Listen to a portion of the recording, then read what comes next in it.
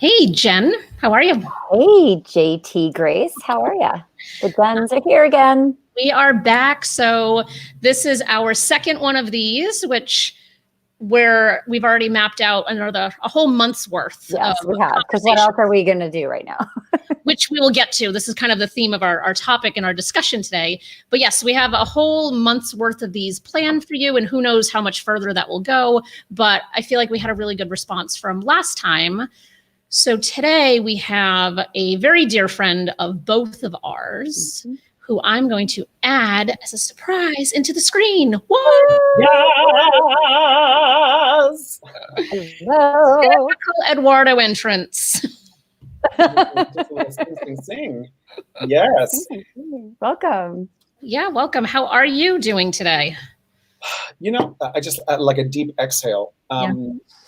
So I live in New York City, and I haven't been home in over a month. So I was out in San Francisco doing work. I'm an international public speaking coach. I have the privilege of running an amazing program that actually Jenn Grace has been a part of. It's called The Fearless Force, Public Speaking for Visionary Women Leaders. We were running that in San Francisco. They canceled the event, the venue, the night before our final presentation. I was then en route to Boulder. I went to Boulder, and then as things were developing, did not feel that it was best for me to return home to New York City. And yesterday I landed in Miami, and I am now in Miami Beach for the foreseeable future. So I'm feeling really unsettled. I'm feeling really ungrounded. You know, I was supposed to be in Australia running one of our programs. That's now been canceled. So there's just like, I'm staring at a future that was full, but now feels very empty. And just acknowledging that there's fear, there's uncertainty. This morning I woke up with, the rising panic of anxiety, in my chest. Yeah. And I feel like it's important to name it. I think it's important to be honest about it being there. I'm generally a very positive person, and I love, this frame that we're creating around this conversation. And I think a piece of it is like just really being real about what's present. Right now. One day at a time. And just the gratitude that I have. Like I've just been so moved by, one, just like I miss the two of you, and like there's like geographical distance, and like opportunity to be creative space with the two of you feels like really full and exciting. I've been on hold with airlines travel plans, over 8 hours of like being on hold and trying to navigate things and always leaning into and being grateful when I get another human being on the phone and just saying, thank you. Like, I know this is hard. I'm sure you're bearing and dealing with a lot of people who are really unhappy.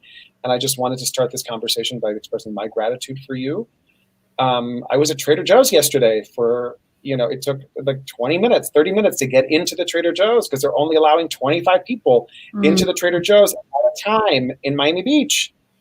And starting with gratitude and acknowledgement, before you walk in. Wow. So we have time right now. So ways time, flexing those muscles. So wow, it seems like you've had a number of delightful travel experiences recently, but I guess the good news is that you're out of New York, which is the epicenter at the moment. So that although Jenn, you are still in New York, so there's the counterbalance there. Yep, hiding out. And I want to acknowledge that. I mean, I feel like New York is also the place that's testing. So Governor Cuomo has done an extraordinary job of just like saying, the reason why we have the most people is because we're the ones who are actually testing. Who knows what that means elsewhere? It could be in Washington, it could be California. I mean, but they're the only ones who are really testing with a vengeance right now. So, so it's scary. And it's like, I feel like that's the truth. The truth is there. Everyone else is like living in a, who knows what's happening. It's true. Yeah. We're in the stages of grief. We're in the acceptance stage, not in the denial or the arguing, right? Yeah. I'm thinking a lot about that model. If anybody's curious about it, is it The Stages of Grief and Loss by Kubler-Ross? Yeah. All of us may be sort of pinging like a ping pong ball in between the stages. Anger, denial, bargaining. Bargaining's my favorite. I've been doing a lot of bargaining. Well, if I do this, maybe then I'll do this, and then we'll be able to. And then I'm like, wait, but I don't have all the answers, and I can't. Right? It's like, and I get angry. Yeah, and then I'm angry. And then I'm accepting, and then the sort of question of attachment. Right now, it's so fascinating to sort of think like, what was I attached to? How can I let that go? Maybe it will never return. Mm-hmm. And what now it's not about attaching to anything, but just breathing, being in community, paying attention, listening, just letting it wash over you. And also the kindness and the generosity to ourselves. Like, there are no answers to be had right now. And so how can we be of service in this moment? And I love our theme today is abundance, right? It's like, if we can stop all that noise for a moment or for longer than a moment, abundance is all around us right now. Mm-hmm. You know, so that's what we want to talk to you about today, Eduardo and Jenn. Yeah. Because I feel like, and we can talk about abundance in our personal lives. We can talk about abundance in our business lives, because, you know, I feel like there's abundance everywhere to be had. But before we went live, we were obviously brainstorming for a few minutes beforehand, and really also kind of recognizing our place of privilege in this conversation, which I feel so needs to be so importantly front and center, to acknowledge that we're in a place where we can be thinking about abundance and thinking about how we can reshape our futures and what that might look like. But yet there are many, many, many people across the world that do not have that place of privilege in any way, shape, or form, because they've lost their jobs, or, you know, they might not be able to afford their rent or know where their next meal is going to come from. And there's so much just crazy levels of uncertainty for so many people. But I think that if we can all be kind of thinking about this and how can we serve and use our abundance mentality to help others, I think that's where we can actually see some significant change, because it is so just scary and weird right now. And we're all like collectively kind of like, I don't want to say crumbling, but like everyone's been knocked down a couple pegs. It's not like anyone's really immune to that, which is also a very surreal kind of experience too, when you think about it. You know, one of the things that I feel, I love that you framed it that way, Jenn, because I do think that one of the things that I've been really present to is like my privilege. Absolutely. That I've had the privilege of option and choice, like the privilege to choose to not be in New York right now, you know, and to be able to have friends in Colorado house me for a week, you know, and then now have my parents' apartment in Miami to be in is like an unbelievable place of privilege, because I don't have to worry about home. Yeah. Like there's like shelter, food, safety. Like I think that when that's not like and there's the fear of that, and then there's the reality of like, I don't have that. Like I actually don't have food. I don't have, like, how are you, like, you can't be thinking about what I really want to focus on is my my new side hustle. Like it's not gonna be, you know. So I think acknowledging that, I think, is a place to start. And I think the beginning point for me is always like, not how do I avoid fear, shame, doubt, like all of those things. Instead of like denying that they exist, how can I actually invite them in to this process and be curious about what is that teaching me? And then how can I create from a different context that's not that? Because I think that there is a tone and a creative energy that comes from that. And I think that there's an opportunity to actually like think about, what am I not looking at? What is an opportunity for me to look at that can actually open up a whole new relationship to yourself, what you offer in the world, that can be really dynamic. I love that. And I'll just share personally, like, you know, one of the things that sorry, we're getting a delay for me, and I think that we've all, you know, from what I've seen, Jenn. Am I back? You're a little bit delayed. Now you're glitchy. Now we see you moving. Yeah, you're a little glitchy. We're a little glitchy. That's the new technology. We're in this virtual world. You know, last week, you know, I was faced with like basically the cancellation of like 3 months worth of work, at least. Me too. You know, and I'm really not 3 or 4 months. like, I'm really thinking, 4 months. I even think that September maybe. I mean, I'm looking at September, but I really feel like everything through August is like possibly shot. And and my clients are people who also speak. So like all of their months are also shot. So what I immediately went into is like, what can I give? Mm-hmm. Like, where can I create from a space of generosity and giving? And, similar to you, one of the things I thought of, and the opportunities, like one of the things that I have an abundance of is community and people. Right? And people with unbelievable knowledge and expertise and people who are thinking about this. So how can we share resources, how we can make that community, provide value, and support each other in this time? How can we think about things differently? How can those touch points exist? So that's one practical way where I was immediately in a space that's responsive. So now on Tuesdays and Thursdays, showcasing people in our fearless community in virtual room, pieces of thought leadership. So that feels really inspiring and that feels connecting. And I remember I was in New York City on September 11th. And I remember that one of the things that provided me unbelievable comfort in that space of, terror and fear and all of that was the ways that New Yorkers found each other in public spaces to sing together.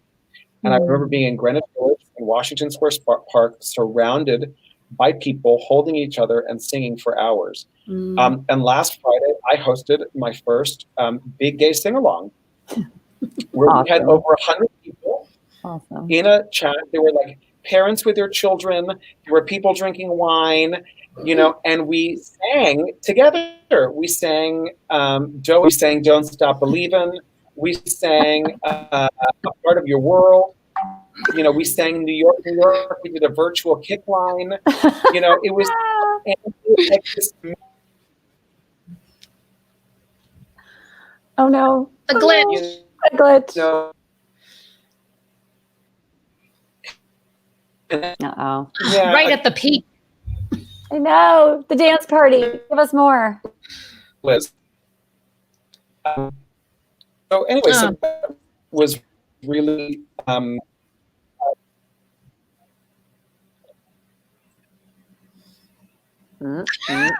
I see a I'm lot just of moving through. Hello. Okay, you're back. Little shimmy. Yes. Little shimmy there. I'm back. Yeah. Anyway, Yeah. that's so awesome. And are you going to do another dance party so we can share out the link and the? Yes. Every Friday at 5 p.m. Eastern Standard Time for the foreseeable future, we're going to do the big gay sing-along. What's the link? So I'll send you the Eventbrite. It'll be through Zoom. And it's a virtual opportunity to be, and I share like a song list. I play the songs and then we sing along. So you get the lyrics and you move around and sing and play. And I mean, it was, we did Defying Gravity and there were like, 70 people pretending that they were witches. It was amazing. Oh my God. That is brilliant. Play is so important right now. So important. Yeah. And I think that there's an abundance of time to play. Yes, true. There is. So what have you, what have you started to do in terms of using this now abundance of time that you have to do something, in gratitude or in service to others? Obviously your big gay dance party, which I think is fabulous. No surprise that you would do something like that, of course. But what are other things that you're thinking about now of how you can be of service to others as it relates, whether it's the business or personal side of things? And I feel like for people like us, it's all blended together. There's not really like I have personal over here, I have business over here. It's kind of like this commingled just thing that is our lives. Yeah. I'll say, Jen, I'm doing similar. I'm doing daily calls at noon Eastern. We're literally just hopping on Zoom. Anyone can come. And in my world, I focus on diversity and inclusion leaders in organizations mainly, and also diverse talent within those organizations. So those of us who struggle relatively more to bring our full selves to work, struggle more to be represented, right? And see it to be it, as we say. So my community is full of people like the two of you, as you know, and just the place to gather and say, how are we making sure inclusion is top of mind right now? Because the fear we all have is we'll be sidelined. The fear is not only we will be sidelined, but the topic will be sidelined. And so we're generating, my chat is amazing and rich, and I'm actually taking that and I'm going to write a white paper that's the summation of all of the themes and good ideas that come out of, I had 50 people yesterday, I had 30 today. I'm having guest speakers like we're doing right now. So yes, what you said, Eduardo, is so true that there's so much richness in our community. I mean, and I feel like we've built this for this moment. You know, we are in these tremendous communities with so much wisdom right now. And so it's our moment to teach. It's our moment to orient people, point people towards what's important, think about our privilege, just, make sure that our allyship is like up a couple notches right now, whether it's for parents, whether it's for regarding like Asian Americans and what's happening with harassment on that front, whether it's generational allyship around people of a certain age, health, socioeconomic allyship in terms of looking at like the nonprofit world and who's serving the most needy right now and how people of privilege can take part of their earnings.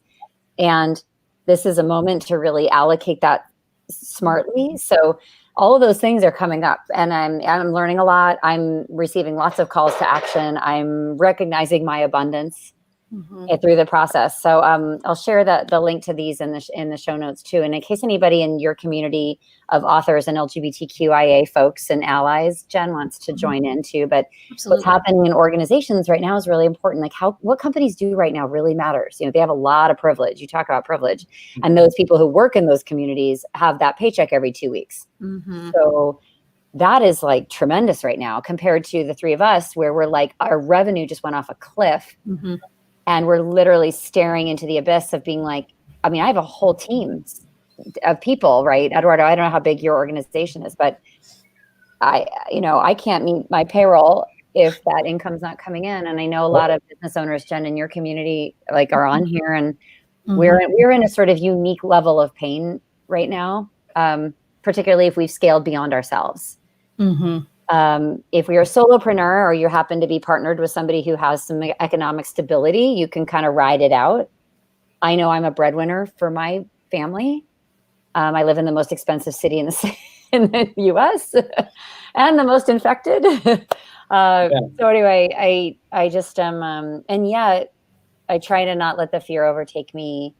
I know that my team is pulling together amazingly. Like we're going to figure this out. We're all going to take that haircut or many haircuts, and we're just going to kind of squeeze through this somehow. And with the help of loans and all the other disaster recovery things that are going to be on offer for business owners, which I hope everybody that's listening to this, if you're a business owner, you're watching what your state's offering, what the government, there's some really important meetings happening today. We're going to find out about disaster relief loans, grants, things like that. So if anybody's keeping an eye on that, because you should grab the cash now. We have no idea how long this is going to be. Call your mortgage provider and ask for 3 months grace period so that you don't need to make your payments. I mean, things like that. Just be smart about this right now, because we got to hunker down. I think that first of all, I love that. And I think the important thing is to share the truth. Like, I think that, and sometimes it's useful to, that it doesn't always have to be the silver lining. We can look for it, and it's like, it does come from the truth. Right. And I think like talking honestly as a business owner, of knowing, like, I have an S Corp, I support a team of people, they're consultants. Like, there's no work for the consultants to do right now. Right? My background also is as an actor, right? So like the entire theatrical community is out of work. The theaters are dark, like calendars, and actors and artists, as an actor, you do this in order to get health insurance, you need to work. Yeah. Minimum to qualify. Right. So so there's so much uncertainty that's impacting all people all around us. And I think that there is still an opportunity, like, what can we give? How can we show up to give? How can we show up to lead with generosity? Because I think that I feel like that's the type of leader that I want to be. You know, I feel like that, and that there is stuff for me to give. I can't give everything away. Do you know what I mean? Right. But there Put is your a lot. oxygen mask on first. Yeah, but you know, but there is a lot that I can give, and I think that what I can give is time. What I can give is the opportunity of some of my expertise, you know, and I can create spaces for us to engage, to innovate, to create, to support, to love, to nourish, and I also can create space and time for myself, figure it out for myself. I feel like I took time I would never take last year out for myself. What am I doing? What do I want to do? How do I want to respond? How do I want to show up during this time? As opposed to like being immediately in the doing, like I was like, let me spend some time to like really dig deep and figure out how I want to be in this, so I can be responsive from a space of generosity and abundance, and not from like, oh my God, I'm panicking, and creating only from a space of panic. So I think that's a good tip for other people to consider too. Obviously you did that. I feel like I'm always in that space of thinking about what might I want to do differently? What different offering might I need to do? How do I have to adapt? And now, like, we have no choice but to reconfigure how we operate. And I think you had said something before. You didn't say authenticity, but that's the word that popped in my head. And I think that so often the word authenticity is just, it's overused. It's been like beaten forever, but like now is like really that time to be leading in that authentic way, because I think that is going to, I suppose it could go in a reverse direction, but I feel like it can provide comfort for other people who, especially those who are watching, because I know we have all three of us have a huge circle, a huge network of similar people. So who are all business owners. So for them, kind of like thinking about this too, like what can they be thinking about and how might they be able to do more with less, which is something that we were kind of talking about before we went live too, is, you know, what can we be doing differently in our businesses? Where is there the fat to trim? And how might the business actually look similar or drastically different on the other side of all of this unknown? And I think to your point, Eduardo, like, or Jenn, I don't know which one of you said it, but you know, it might be at least until August. Like, who knows how much further it could be from there. So like, we have to be really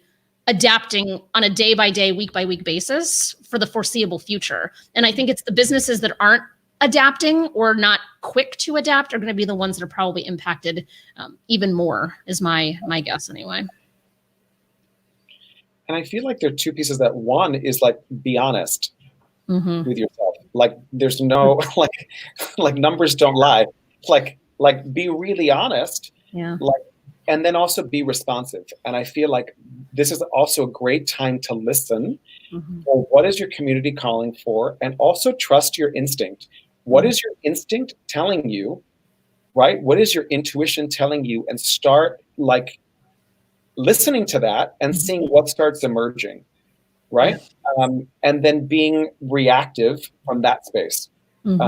That's what because, you know, all of a sudden I'm like, you know what this whole big gay sing-along could turn into like what I do in like 6 months is like reaching out to companies and saying, you know what you guys need is some karaoke dance party virtually that I can lead, that can create community where people gather and they sing and they dance.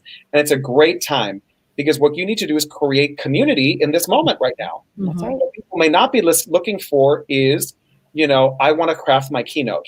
Yeah, right. Because what are keynotes going to look like? What are keynotes going to look like? Do you know what I mean? Like who knows, right? So like there's a way that one can be responsive to the moment and curious and trying things out and being innovative in the moment may actually create a whole new opportunity for abundance. You know, and something I want to add on to what you're saying, because I don't know about the two of you, but I have been inundated with virtual happy hour invites, which I love. And I've also set up my own. But at the same time, we might be, I don't know how to, we know a lot of people. We have big networks. So of course we're going to have a lot of invitations. But I think what we have to remember is that there may be many, many, many other people who do not have that same influx of invitations to do a virtual anything. So it's our responsibilities, and those who are also leaders, it's our responsibilities to extend that invitation to someone and to be the one who is hosting the gay dance hour or a happy hour or any number of other things. Because while, yes, I might have 5 happy hours set up in 1 week, which I never would actually do otherwise, but they're virtual, so it's easy. That's fine. But there might be someone who didn't get that offer or doesn't have that outlet, and they might be kind of isolated and really feeling alone right now. And I think it's our jobs to kind of help people step out of that shadowy place and feel seen and feel like they have a sense of community. And I think it's our jobs, and the friends of ours that we know that are also, people with large networks, it's our responsibility right now. Agreed. How do we know folks are isolating right now? Do you all have any advice? I mean, I get that question a lot in the conversations I'm in around virtual teams. Mm-hmm. And, checking in on people. People are afraid to admit that how hard this really is for them, whether they're struggling with mental health, whether they are isolating to a bad degree, meaning not able to work, focus, this new reality. Extroverts are going to do well, but it's interesting. I think introverts may be having their day as well. Mm-hmm. I don't know. I mean, it really depends to me, like, at least in the team environment, like how inclusive are all of us in checking in before, during, and after our virtual gatherings, one-on-one, because some people aren't comfortable speaking in groups. Some people won't show up for the happy hour, Jenn. So how do we know the signs, and then know where to apply our happy energy, or whatever it is, a space, a person to talk to, whatever is needed? One of the things that I think is, like, I just worked with a client of mine who, runs a company. She runs multiple companies. And in the space of the virtual meeting that she was hosting, is acknowledging that, in this forum, as I'm creating space for people to speak up, some people will, and you can also private message me, right? So, like, you don't always acknowledging in social gatherings that some of you may not feel comfortable speaking. And you can private message me, or you can post it in the chat. Do you know what I mean? I think gives space for people to have different tools within which to communicate that has them feel seen. So I think that's one way in the social landscape. And I think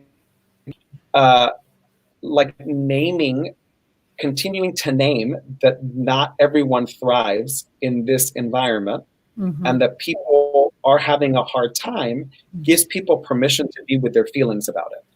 And their experience. I think naming various experiences and giving people the forum and the space to give voice to their experience, I think is really helpful, because I think that gives permission to then actually speak their truth. Yeah, I think you're onto something. And someone posted a comment mentioning that they have 8,000 LinkedIn connections and feel so isolated. So I think the point with that comment is, just because you have a large network does not mean that is going to insulate you from feeling isolated. So I think, a lot of what you were just saying, Eduardo, and I also think individually reaching out to people to check in on them and see how they're doing. I think if we all took a few minutes to reach out to a couple of people in our lives, whether it's business connections or friends or family members or neighbors, and everyone took the time to do that, everyone would be checked in on. Like, it doesn't have to be a Herculean effort by any one of us to reach out individually to thousands of people, if we all just encouraged others to reach out to folks. And I think in so many ways, like, as a parent myself, I know so many people who are parents, and I know parents who are losing their damn minds right now. So much so. And I think that's a whole other, that could be a whole other discussion around, how do you get work done when you have to homeschool your child and they're up your ass all day? Like, that is a whole other, can of worms that, at least for the two of you, don't have to deal with. But like, that's something else that makes you feel isolated, right? Yeah. So there's so multi-layered. Yeah, I also want to add, Jenn and Jennifer, that I think that one of the and there's the privilege of as well. Right? So I have the privilege of this too, because I also don't have children. I'm single. I have the privilege of mobility, right? And I think that I think it's interesting to notice where in the gap and space time that I now have, I try to fill up with doing, because I don't want to be with the silence and the stillness. And there may actually be a huge opportunity in the listening for what the silence and the stillness is offering me. Yes. Right? And I think that, that's where in the face of a crisis, we go into reactive mode from panic and fear. And then what happens is we're trying to game it, or we're trying to win it, or we're trying to come on top, or I'm going to win and everyone else is going to lose, or I'm going to get up ahead of this so that I don't lose and I don't get. And I think that there is, and I'm going to name it this way, knowing that it's gendered language. Do you know what I mean? And knowing that there is, and I think that in the language of masculine and feminine, I think sometimes we're trapped in the gendered conversation of masculine leadership and feminine leadership and stuff like that. So I want to acknowledge that that's there, and I'm not attaching that to organ or anything like that, knowing that we all carry this. And I think that one of the things that I've been listening for and entrusting feminine intuition within myself is the power of flow and being in the natural flow and the natural rhythm. And the flood is here. Like, it has enveloped us. Like, we are all under the water of it. Do you know what I mean? There's no, I'm in the ark. Do you know what I mean? It is literally like here, right? And there is an opportunity for me to ride the rhythm of it, as opposed to resist that it's here and fight against it, right? And I think that that's what the being in the surrender and the stillness for me is, that there is a rhythm to this. And if I can check into the rhythm of it, what is the flow of this? What is the uncovering of it? I feel like what happens is I'm emerging in a way that is actually present to the moment and not trying to force what I want it to be or what I think it has to be. Yes. Right? And instead allowing and emerging and listening.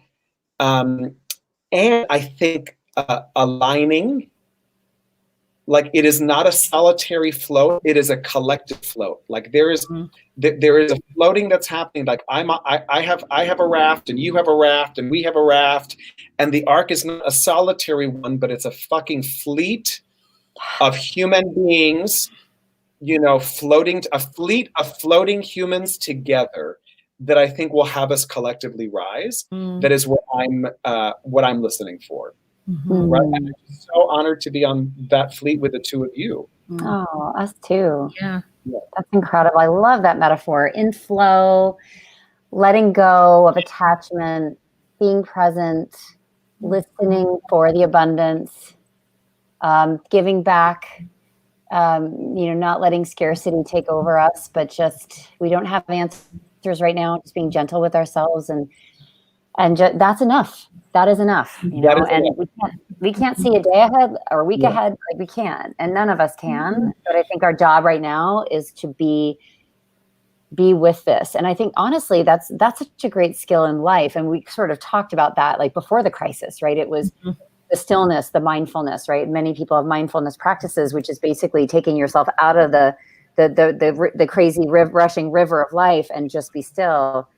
And now we're given this abundance of stillness in a way. And I want all of us to look back on this time and think, was I intentional about the choices I made? And I'm not talking about, like you just said, Eduardo, like produce. It's, unless you really feel like that. I mean, I actually, now that I'm in the different flow, I feel very creative. I reached that point today where I'm feeling, now I can create with this. Like, I think I found something that feels familiar that I can build something out of, and so that means to me the fear might be receding a bit, thank goodness, and sort of creativity is emerging.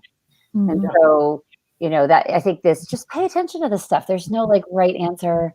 You know, there's no magic place to be. I'm still going to have those terrified days and hours. I know. But anyway, for now, because I'm with you all, I feel everything is possible. So thank you for today. And I think this is a great time because of this to do that little quote. Oh, yes. Let me. And I think it speaks to you and who you are and what you do. Yes, and now it's halfway across the screen, so I can't actually read it. Embrace uncertainty. Some of the most beautiful chapters in our lives won't have a title until much later.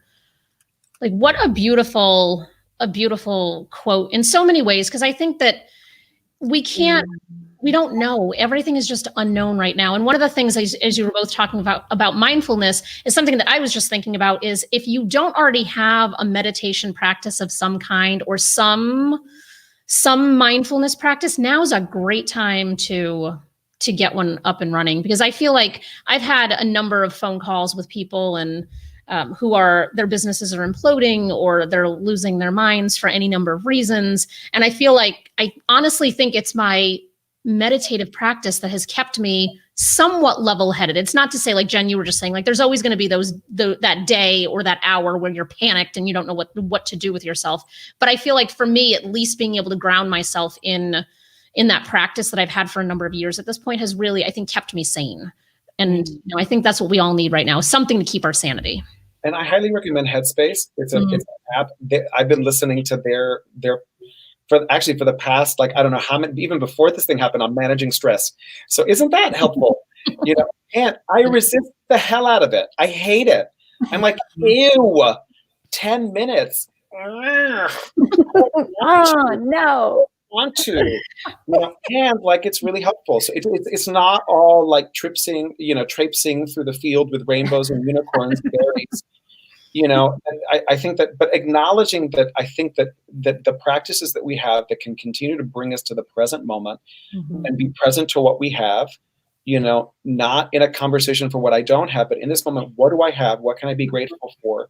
Whatever germinates, whatever evolves from that space, I think has a different, I don't want to be in judgment of it, but it has a different tone. It has a different creative quality, right? And if we're coming from what I don't have, I'm upset, I'm angry, I'm pissed off. Like, again, the impetus to create or what comes out of that creation is different. And there are, I don't want to be in a space of judgment. And I think that there's an opportunity, and sometimes you have no choice but to create from that other space. And I think that if we can lean into bringing presence to the moment, you know, surrendering the past, you know, surrendering the future that we were holding on to, you know, like it was a record year of sales, you know, all of that is what I was vying for. And now I'm like, that's gone, you know, and I could be pissed about that, you know, which I was, you know, but to be in the present moment of what is it that I have and what can I create from what I have, the abundance of what I have, gives me space, gives me movement, allows me to connect to joy, and has me in a space of gratitude. And this moment, amidst everything else that's swirling around, I find peace in that and comfort. Thank you. That's beautiful. Yeah, I feel like that's a really good way to kind of wrap us up here. Yes, land the plane. You landed the plane, sir. Landed the plane. Thank you, Eduardo. You're as welcome. Ever. Namaste. Feng Shui. Namaste. Santa Barbara. Days of Our Lives. Guiding that's my thing. Thank you. Namaste. Santa Barbara. Days of Our Lives. Guiding light. We need like a curtain drop. Like that's what you should have, like some kind of curtain that drops right over your camera and then you're out. Done. That would be very Eduardo-esque. Always a 1980s soap operas. That's what people watch. What else would it be? What else? Oh my God.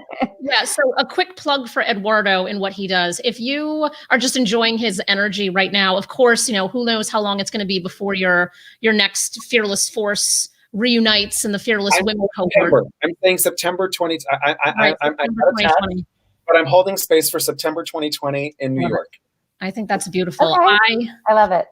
Yeah. I participated in it last May, and it was, a couple of days together. And I swear I have not laughed that hard for that long, for that length of time in probably years. And yet at the same time, you're getting tons of value and you're getting shit done, which was such a beautiful thing. So your personality as you are here, it is you in all the facets that you are. So I so appreciate you, and you're just kind of the ray of sunshine that you are.